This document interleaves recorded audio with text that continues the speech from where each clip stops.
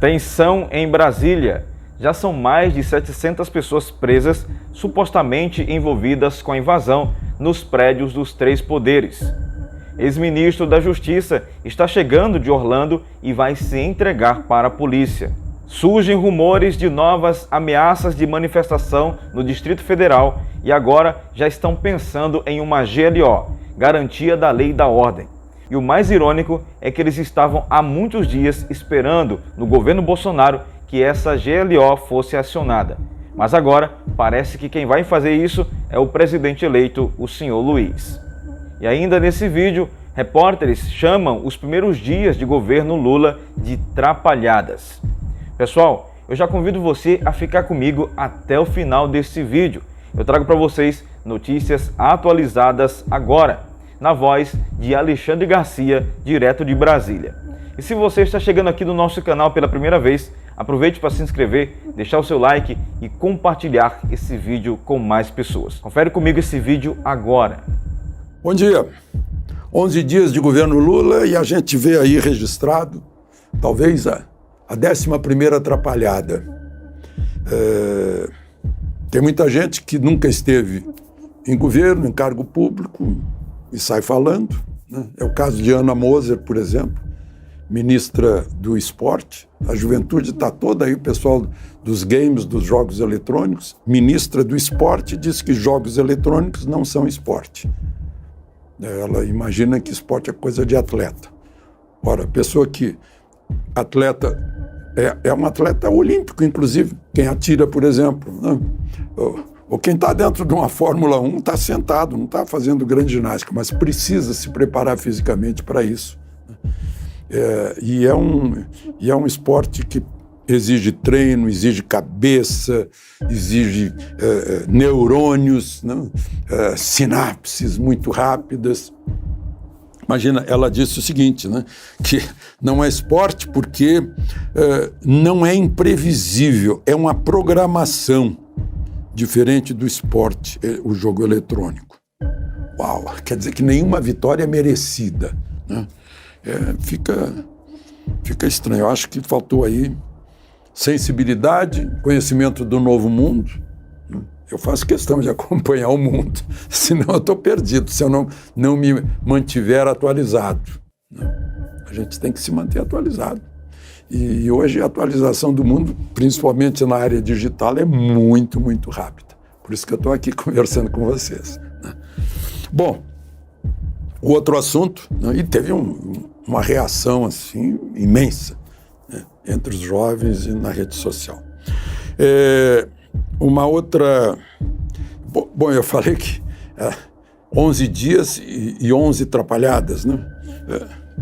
O Poder 360 relacionou as atrapalhadas, né? Primeiro foi do imposto do combustível, que era para cair, não caiu, virou agora 28 de fevereiro, o da gasolina, o outro fica até o fim do ano, os impostos federais que tinham caído fora do combustível. A medida provisória que altera as regras do saneamento. Gente, o saneamento que está levando água e esgoto para tanta gente que precisa. É uma medida provisória que vai ter que ser revista, não vai passar, né? O fato de ter vindo muita gente para posse e Lula, teve 6 países que Lula não retribuiu, não conversou com eles. Imagina Angola, Cuba, Peru, Venezuela, entre eles, é importante. Depois veio aquela história da moeda única com o Mercosul, quer dizer, o Brasil com 5% de inflação, um pouquinho mais, e a Argentina com 100% de inflação, e juntaríamos as duas moedas, né? Depois reforma da Previdência, que o ministro da Previdência falou em reforma. Saque do aniversário do ministro do Trabalho, Luiz Marinho, do Fundo de Garantia, que também teve que desmentir. Depois veio preço do combustível, o futuro presidente da Petrobras sugeriu que o governo ia se meter na fixação de preço da Petrobras. Depois veio o ministro Rui Costa, que é da Bahia, falando em aproveitar acordos de leniência com as empreiteiras para fazer obras. E a Bahia é a sede da Odebrecht, teve que desmentir, né? Depois foi domingo, a esplanada vulnerável, o ministro da Justiça ainda está sendo cobrado por senadores. E a ministra do Turismo, cada dia que passa, aparece um miliciano a mais ligado a ela, né? Pessoal lá de Belfort Roxo. E, por fim, agora, essa briga dos gamers, dos jovens, com a ministra do Esporte. Bom, mas não é só isso, né? O presidente Lula tá cheio de problema. Tudo bem, pegou o limão de domingo, fez uma limonada, reunindo governadores, 3 poderes, etc., mas ficou pesando no colo dele essas prisões, né? De uma vez só, as pessoas ingenuamente pensando que estavam embarcando em ônibus para ir embora, serem levadas para a rodoviária ou para os seus ônibus, né? Os ônibus que as trouxeram, foram todas para uma espécie de um campo de concentração na Academia Nacional de Polícia Federal, né?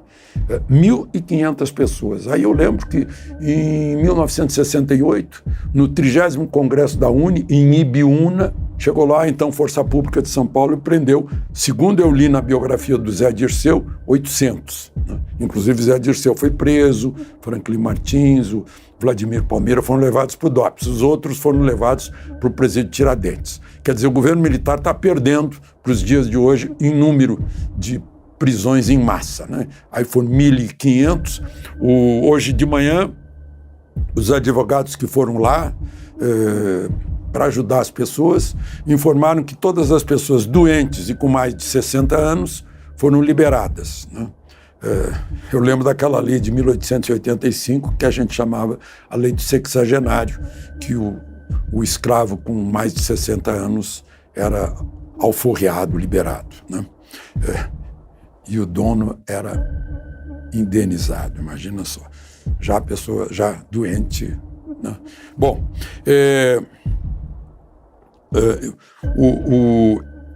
mais e os outros, esses advogados iam entrar com habeas corpus. Mas o governo do Distrito Federal informou que são 763 presos, segundo os advogados, enquadrados em terrorismo e um movimento de força violento para derrubar o Estado democrático, né?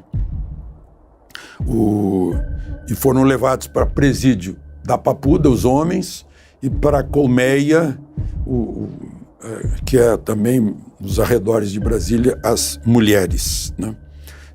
Os advogados dizem que nunca viram nada parecido no direito brasileiro e que vão fazer pressão sobre os nossos representantes no Legislativo, né, para que se recupere a justiça no Brasil. Enquanto isso, o Supremo, que agora se reuniu imediatamente depois de decisões monocráticas, né, se reuniu e confirmou a decisão do ministro Alexandre de Moraes de afastar o governador de Brasília por 3 meses, de prender o ex-ministro da Justiça, o ministro Torres, né, de prendê-lo. Ele está nos Estados Unidos em férias, está voltando e vai se entregar. E também de intervenção em Brasília, né? Essa intervenção tem que ser confirmada, intervenção na segurança pública. Teria que ser confirmada pela Câmara e pelo Senado, e foi confirmado, e hoje os presidentes da Câmara e do Senado foram levar o resultado da votação, que foi simbólica, para o presidente Lula, e nessa ocasião o presidente Lula chamou de aloprados os que agiram no domingo, na manifestação de domingo. Eu lembro que a última vez que ele usou esse termo foi em 2006, quando era presidente da República, e um grupo de 7 petistas foi preso em flagrante na negociação de um dossiê contra José Serra, que era candidato ao governo do estado de São Paulo versus Mercadante, e contra Geraldo Alckmin, que seria candidato à presidência da República contra Lula. E ele chamou aqueles 7 de aloprados.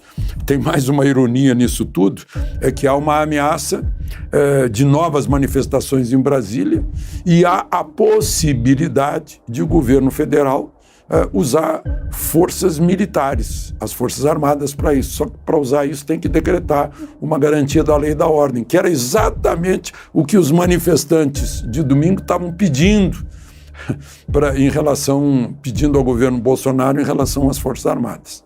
Né? Ver como o mundo dá voltas. Né? Então, o pessoal mais radical de dentro do governo, olha, dentro do governo e na oposição há falcões e pombos, né? Paz e guerra. Tem gente... E os falcões do PT estavam já querendo a cabeça do ministro da Defesa, José Múcio Monteiro. E houve uma reunião informal de ex-ministros da Defesa, dando força para José Múcio Monteiro, dentro do governo. Jobim, que foi ministro da Defesa de Lula, o Aldo Rebelo, que foi ministro da Defesa de Dilma, o general Fernando Azevedo, que foi ministro da Defesa de Bolsonaro, e assim, Jacques Wagner, que também foi ministro da Defesa do governo petista. Todos recomendando que José Múcio, que vem sendo uma ponte conciliadora entre as Forças Armadas e o governo do PT, que continue no Ministério da Defesa. O mesmo não acontece com uma médica conhecida da área de imunização, pediatra, a doutora Ana Calume Maranhão, que foi certamente indicada pela ministra da Saúde, para ser chefe do departamento de imunização do Ministério da Saúde. Mas os informes que chegaram lá no gabinete civil vetaram o nome dela, dizendo que ela já fez postagens apoiando a Lava Jato. Então a gente vê que a política com P minúsculo está muito maior que o mérito da pessoa. Não é a primeira vez, não é surpresa nessas escolhas aí de ministros. Bom, eu tenho a impressão que entre os assuntos de hoje nós já terminamos e vamos esperar a evolução dos acontecimentos. Eu já citei aqui o príncipe Luís, um amigo nosso da família real portuguesa, que já se foi anos atrás, e ele costumava a nos dizer: vamos deixar que os acontecimentos aconteçam. Nós estamos, eu já falei aqui, meio nas mãos do acaso, o que é muito preocupante. De Brasília, Alexandre Garcia. Bem, meus queridos, eu peço que vocês coloquem aqui embaixo nos comentários a opinião de vocês acerca de tudo isso. Infelizmente, essa é a triste realidade do nosso Brasil. Algumas pessoas esperavam que, milagrosamente, o senhor Luiz viesse a transformar o Brasil da água para o vinho. Mas até o presente momento, o que temos visto são desarranjos e promessas não cumpridas. Os impostos vão aumentar, as coisas vão ficar mais caras. Infelizmente, essa história se repete. Que Deus tenha misericórdia do nosso Brasil e vamos orar para que o nosso país venha vivenciar o melhor momento da sua história. Não se sabe quando, não se sabe como, mas se sabe que o Brasil está nas mãos de Deus. Que Deus abençoe sua vida e sua família em nome de Jesus e até o próximo vídeo, se Deus quiser.